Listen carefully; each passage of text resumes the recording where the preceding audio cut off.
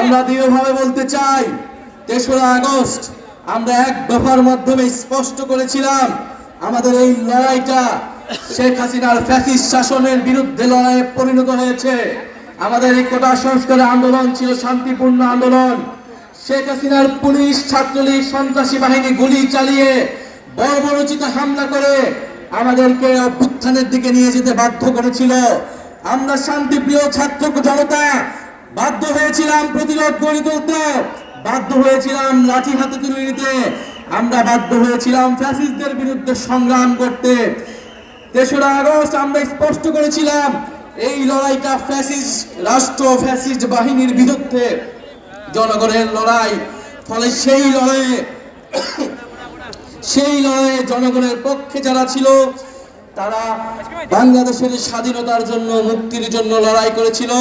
যারা শেখ হাসিনার পক্ষে যে সকল পুলিশরা ছিল, যে সকল সন্ত্রাসী বাহিনী ছিল, তারা ফ্যাসিস্ট বাহিনী হিসেবে দোসর হিসেবে সাব্যস্ত হয়েছিল। প্রিয় সংগ্রামী বন্ধুগণ, আমরা জানি মৌলভীবাজার একটি সীমান্তবর্তী জেলা। আপনাদের সাথে আসাম ত্রিপুরার সীমান্ত রয়েছে। এই আসাম ত্রিপুরার সাথে বাংলাদেশের ঐতিহাসিক সম্পর্ক ছিল, সাংস্কৃতিক সম্পর্ক ছিল।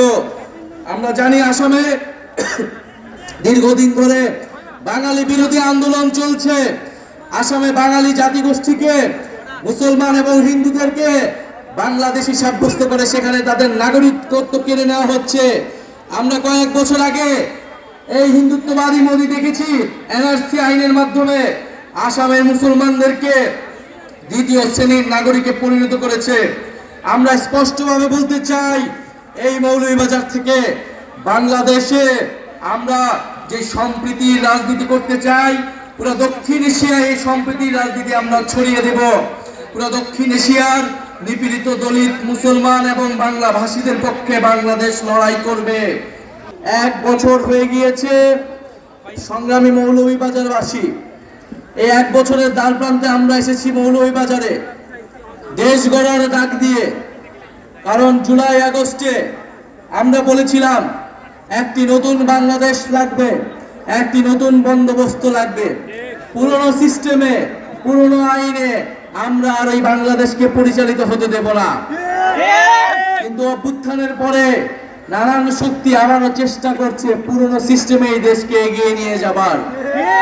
আমরা তখন বলেছি জুলাই গণ অভ্যুত্থানে আমরা যখন রাজপথে নেমেছিলাম, আমাদের ভাইয়েরা শহীদ হয়েছে, আমাদের বোনেরা নির্যাতিত হয়েছে।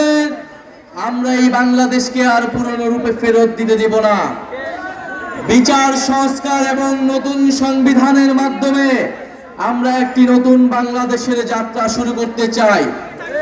প্রিয় মৌলভীবাজারবাসী, গণ অভ্যুত্থানের পরে আমাদের স্বপ্ন, আমাদের আকাঙ্ক্ষা ছিল আকাশচুম্বী।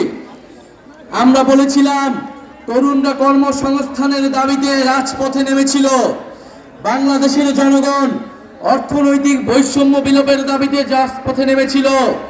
বাংলাদেশের মানুষেরা মানবিক মর্যাদা, নিজেদের স্বাধীনতার জন্য রাজপথে নেমেছিল।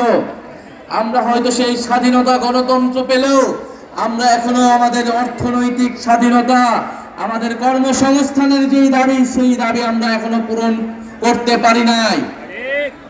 আমরা এই অন্তর্বর্তী সরকারের সময় অনেক স্বপ্ন দেখেছিলাম, আমাদের অনেক দাবি ছিল, কিন্তু আমাদের সব স্বপ্নকে নির্বাচনের সাথে একমাত্র দাবিতে রূপান্তর করে ফেলা হয়েছে।